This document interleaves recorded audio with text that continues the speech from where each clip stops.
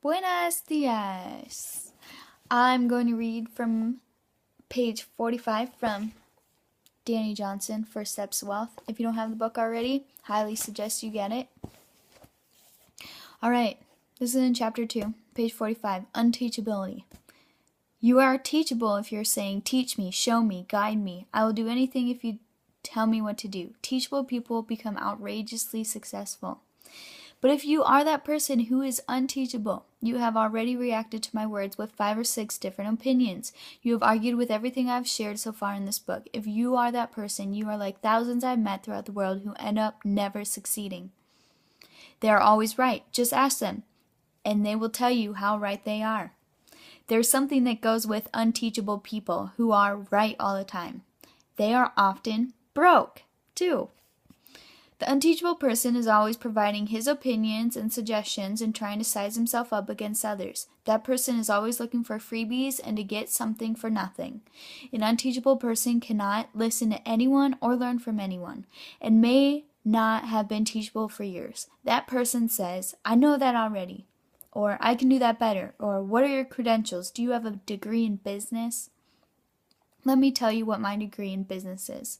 The evidence of thousands of people who have started their businesses and make hundreds of thousands of dollars and even millions of dollars. That is my degree in business. Put me up against any professor who teaches information but has no results to show for it. Ego keeps you broke. Ego will render you broke for the rest of your life. Ego says, that is not me, or gosh, I would never do a business like that, or what would my friends think if I was doing something like that? Ego says it is everybody else's fault and takes no responsibility. Ego focuses on everybody else's failures and not your own. Ego wants somebody else to pay for how you feel and somebody else to admit they were wrong. Ego comes in all sorts of forms. Shyness is a form of ego because if you use your personality as an excuse for not being what you should be, that is ego. Being a fake and caring about other people's opinions is ego. You will never be happy with your success if it is all about beating someone else's success. All right. The ego's disguises. The ego is all about self-condemnation and self-criticism, or the criticism and condemnation of others. It just makes you incredibly unsafe. Ego does not cause people to want to work with you, and it does not cause people to trust or refer you. It only causes people to stay away from you. Ego comes in many disguises. You may not think you have an ego, but see if you recognize any of its masks listed here. The blame ego. Loves to blame, loves to play the blame game for its lack of results. This ego says, it is their fault, it is my spouse's fault, it's my boss's fault, it's the economy's fault, it's the White House's fault. The know-it-all ego says, I already know this stuff, I can do it better. When are you going to get to the real content? The fearful ego loves to speak fear. What if I say the wrong thing? What if I do the wrong thing? What if I make a mistake? There's the comfort ego. Okay, we are good. We are happy with the way things are. It is not really what I want, but it is okay. Staying in the comfort zone is not going to help you or anybody else. This is a self-righteous ego. Oh my goodness, I never talk like that. I thought you were a godly person. Oh, you should not wear clothes like that. Self-righteous egos do not associate with people of certain colors or certain races or of certain creeds. This is someone who puffs up him or herself as better than those who do not go to church. But last time I checked, Jesus did not have a problem with sinners in the Bible. He did not have a problem with the tax collectors, prostitutes, or liars. He loved them. He did have a problem with the self-righteous, though, which includes the Pharisees who hung him on the cross. The judgmental ego is constantly judging everybody else, even Hans and me. They're not that great. She is not that great. Oh my gosh, I bet that Dani Johnson has ulterior motives. Oh, they think they're so hot, and they think that they're the best for everything. They are really not all that great, and they are only in it for the money. You should not be judgmental about rich people, because how do you know how they live? Maybe that rich person you are judging lives a simple life and spends very little on personal items so he or she can give more to the needy. So watch yourself. He who judges will be judged in the same way he judges. Judgment will never help you make money, keep it, or make it your slave. It will never pay your bills or create the wealth you want to pass down to your family. It will never help you to become an influential person who is benefiting the lives of others around you. The false humility ego says, "Oh, really, no, it is not me. No, it's all Jesus." Your sinning was not that good, honey. False humility is just pride and an act. Real humility comes from the heart. It emanates naturally when you are truly humble. And remember, humble does not mean quiet and shy. The righteous are as bold as a lion. Page 48. The excuses ego loves to just pick excuses instead of getting results. We cannot afford that. I do not know how I'm going to do it. Oh gosh, that seminar is way too far. I will wait for her to come to Kansas. It is not going to work for me anyway. It is just too expensive and I don't have the time. I don't know the right people. I was not raised by the right parents. My husband does not support me. If only the CDs were cheaper. You know, this will require me to take time to learn and I just don't have the time. It is too hard anyway. The people-pleasing ego tries to cover up its insecurities by constantly trying to keep everybody happy. Let me say this again. The people-pleasing ego tries to cover up its insecurities by constantly trying to keep everybody happy. These people are always willing to do things for others while sacrificing their own needs. The justification ego. I grew up in Texas, and in Texas we just do not do things like that. Or, I got married and have these kids, so that is just how life went. Or, I never wanted it anyway. The defensive ego is constantly defending its position. If you are defensive, you cannot win. If you are judgmental, you cannot win. Judgment and defensiveness go hand in hand.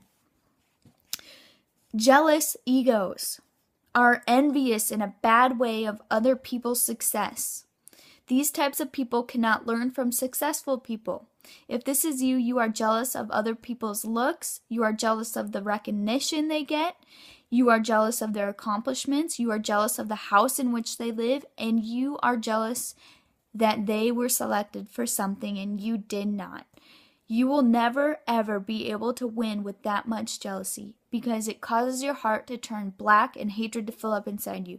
It causes you to be cynical and critical, which is another form of ego. It causes you to belittle other people.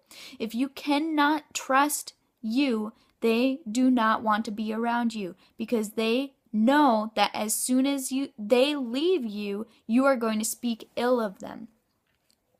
The fake ego puts on airs. These people are different with every group of people they encounter. They believe in some things with some people, and then they believe in other things with other people. They try to put on airs of being someone they are not, hoping for acceptance. The shy ego. The ego is one of my favorites. Gosh, I'm so shy. That is why I'm not successful. I mean, you're so outgoing and bold. That is why you are successful.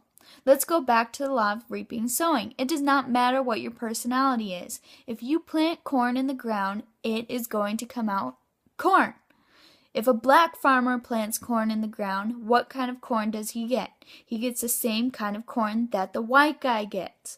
If you are shy and you plant corn in the ground, what kind of corn do you reap? Is it shy corn? No, it is still corn. But shy people use their shyness as an excuse not to pursue success, which is nothing but an ego trip. Making money is as simple as farming. The farmer knows that if he puts the right seed in the ground, he is going to reap what he put in the ground. The other people's opinion ego. These folks always care about other people's opinions. They live according to the opinions of those around them. Maybe your uncle says, "No, you should not do that business. It's never going to work for you." I had a friend who did something like that in 1955, and he did not earn a cent. You should not do it. Then you say, "Okay, I will not do it." Or your coworkers see you reading this book and say, "You did not spend your money on their website, did you?" And you think, "Oh my gosh, maybe I should get a refund. But this book was cheap, you fool, and in some cases it was free." If you listen to the 98%ers' opinions about how to live your life, you will have what they have. Care about the opinions of those who have what you want, but do not listen to the opinions of those who do not have what you want. Last page I want to read.